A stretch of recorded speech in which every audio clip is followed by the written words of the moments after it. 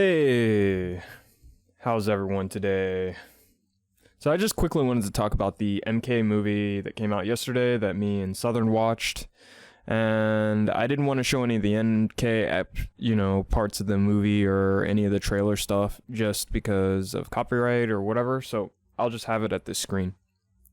But anyway, I really enjoyed the MK movie, and there's a lot of people that will say that the movie was not true to the actual game, and certain characters weren't portrayed correctly, but I will say a big old who gives a shit. And the reason why I say a big old who gives a shit is because when a video game or a book is adapted into movie form, there are lots of parts of the movie or of the book or the game that just can't simply be easily adapted into the movie.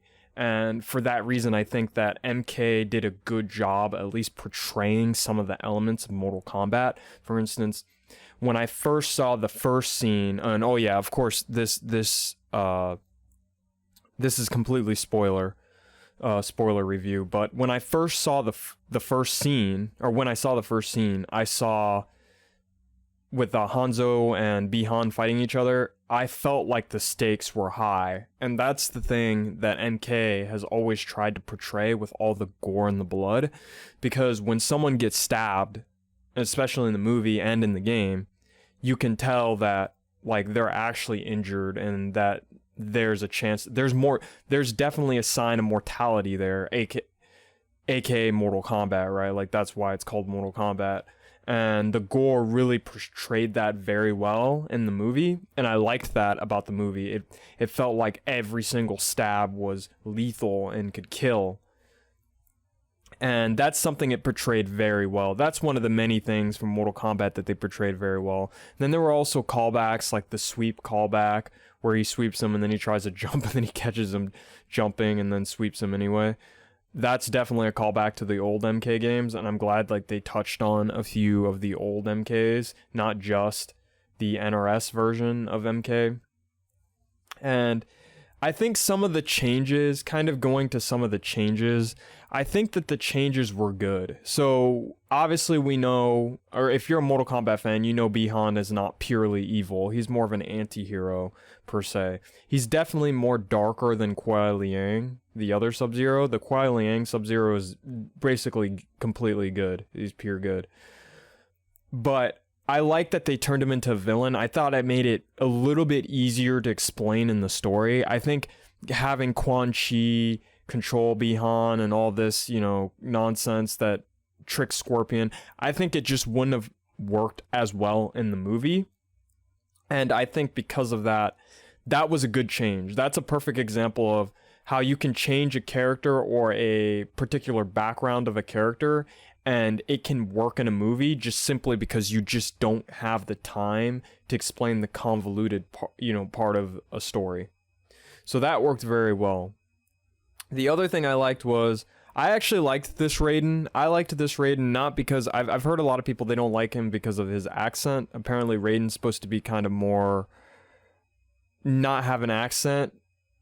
And the reason why I liked him, I didn't really care about the accent, I kind of just ignored that, but why I liked him is because he seemed like a no-nonsense version of Raiden, where there were more of the darker elements of Dark Raiden in him, and I liked that. I think that works for a god. I think that made Raiden more interesting than the normal Raiden that we see that is weakling and can't do anything.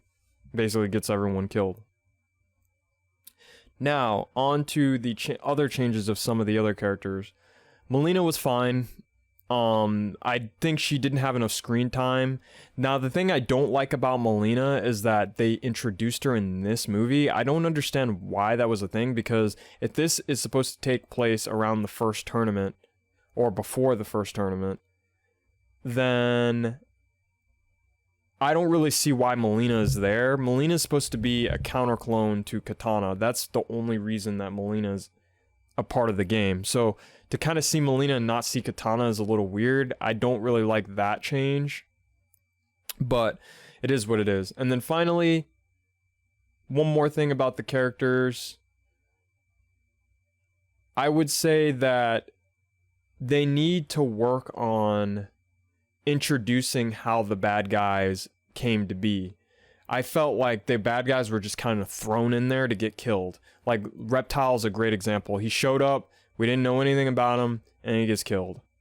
And I get why they did that. They did that because they didn't want backstories to cover all of the movie, but the way that they did it wasn't very well. It wasn't well received by me, especially because Cole Young took up most of the story, which sucks because Cole Young's not even a character in MK. Like, Cole Young was made specifically for the movie. And that is frustrating to me a little bit because basically Cole Young, no one really cared about him, and he was like a huge central part. Yeah, Cole Young just seemed like a character that was kind of just thrown in there, and we were supposed to see through the eyes of Cole Young, but the big problem that I had with Cole Young was not only was he just boring, but he didn't really seem like he needed to be there, and that's a little bit unfortunate. But now that we'll see Johnny Cage in the next movie, hopefully he won't get as much screen time. And the thing that frustrated me again was Scorpion.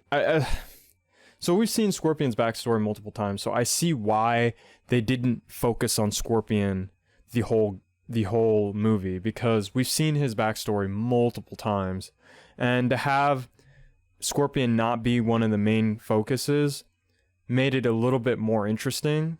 There are a few ways that they went that actually worked. I think removing the idea of a tournament for the movie was probably a better option, just because we've seen as MK fans, we've seen the tournament so many times, the first 3 tournaments. And to have something a little bit different, I think was a good way to introduce this movie. And I think that's the problem that the MK fans have, is they kind of have the same problem that the Star Wars fans had. Granted, I would argue that The Last Jedi wasn't that good, but that's for different reasons. It's not necessarily because we saw something different, it's just because the movie was not designed very well. And in this case, I feel like the movie was designed decently, and we're just not used to not seeing a tournament. We're not used to Scorpion not being the main focus of the movie. So to see those changes, I think upset a few people.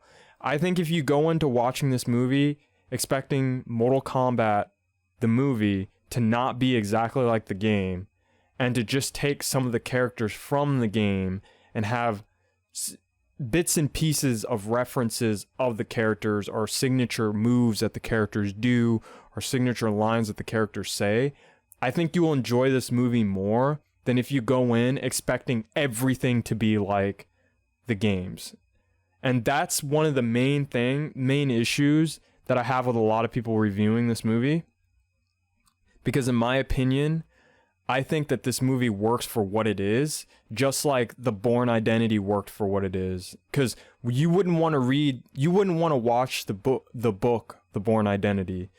The Bourne Identity movie and the Bourne Identity book are way different, and that's a good thing. And I think that's how this movie plays. Same thing with MCU. Not everything in the MCU is exactly like the comic books, and that's good. That's a good thing. Having characters change their personalities, like Kano, and having characters be different, but have similar things related to the games or the comic books or the books, I think is good.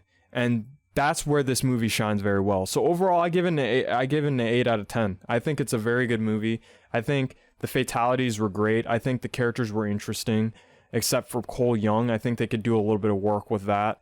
And hopefully we'll see less Cole Young in the next movie, because I don't want him to be the main focus. I think where the movie worked was where Cole Young wasn't the main focus.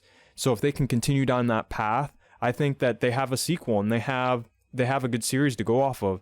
And they don't have to copy the source material. They do not. Just make things make a little bit more sense. Like the powers, that's another example. That works. It's different. Yeah, you know, normally they get different powers related to the realms or technology or whatever, but this type of way that they get their powers, it works. It's fine. You know, it's completely different, but it works. And that's the thing. As long as it works, it doesn't have to be completely related to the source material. So anyway, that's my review. 8 out of 10. Feel free to talk about it in the comics or comments, and I will see you guys later. Subscribe for more.